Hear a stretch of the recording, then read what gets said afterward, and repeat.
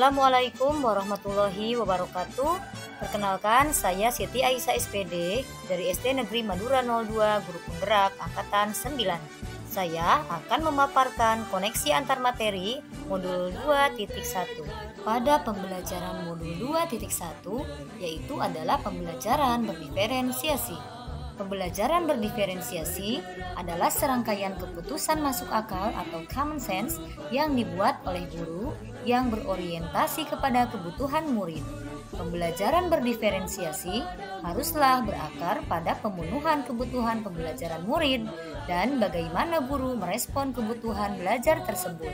Sebagai seorang guru, kita semua tentu tahu bahwa murid akan menunjukkan kinerja yang lebih baik jika tugas-tugas yang diberikan sesuai dengan keterampilan dan pemahaman yang mereka miliki sebelumnya, atau yang biasa disebut dengan kesiapan belajar.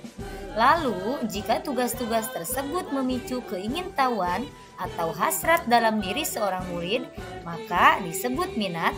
Dan jika tugas itu memberikan kesempatan bagi mereka untuk bekerja dengan cara yang mereka sukai, maka biasa disebut profil belajar. Adapun ciri atau karakteristik pembelajaran berdiferensiasi: 1. Tujuan pembelajaran yang didefinisikan secara jelas. 2. Guru menanggapi kebutuhan belajar murid. 3. Menciptakan lingkungan belajar yang mengundang murid untuk belajar. 4. Manajemen kelas yang efektif. 5. Guru menggunakan penilaian formatif untuk menentukan pemetaan kebutuhan murid. Pembelajaran berdiferensiasi dapat memenuhi kebutuhan murid karena pembelajaran dirancang sesuai dengan kesiapan, minat, dan profil belajar murid. Murid akan bahagia dalam kegiatan pembelajaran di kelas karena sesuai dengan minat dan kesukaan mereka. Pembelajaran berdiferensiasi juga dapat membantu mencapai hasil belajar yang optimal karena murid yang bahagia dalam pembelajaran otomatis akan menyerap materi pembelajaran dengan sangat baik dan mereka akan menampilkan hasil belajar yang sesuai dengan minat mereka sehingga hasil belajar mereka akan maksimal. Agar dapat melakukan pembelajaran berdiferensiasi, maka guru harus dapat: yang pertama, memahami tujuan pembelajaran. 2. Mengetahui dan merespon kebutuhan belajar murid. 3. Menciptakan lingkungan belajar yang mengundang murid untuk belajar. 4. Melakukan manajemen kelas yang efektif. Dan yang kelima, melakukan penilaian berkelanjutan. Berkaitan dengan kebutuhan belajar murid, guru harus memahami 3 aspek berikut ini. 1. Kesiapan belajar murid atau readiness. 2. Minat murid. 3. Profil belajar murid. Pada kesiapan belajar murid atau readiness, mengharuskan guru untuk menilai pengetahuan awal dan menentukan apa yang telah murid ketahui dan di mana murid berada. Adapun pada minat murid, minat setiap anak pasti berbeda-beda. Minat adalah salah satu motivator penting bagi murid untuk terlibat aktif dalam proses pembelajaran. Adapun pada profil belajar murid yang terdiri dari lingkungan, budaya, gaya belajar, maupun kecerdasan majemuk. Pada kebutuhan belajar murid dapat diidentifikasi berdasarkan ciri-ciri berikut ini. 1. Mengamati perilaku murid-murid. 2. Mengidentifikasi pengetahuan awal. 3. Mereview dan melakukan refleksi terhadap praktek pengajaran. 4. Berbicara atau berkomunikasi dengan guru murid sebelumnya. 5. Membaca rapot murid sebelumnya. 6. Menggunakan berbagai penilaian formatif dan diagnostik. Adapun strategi untuk mendiferensiasi pembelajaran: 1. Diferensiasi konten.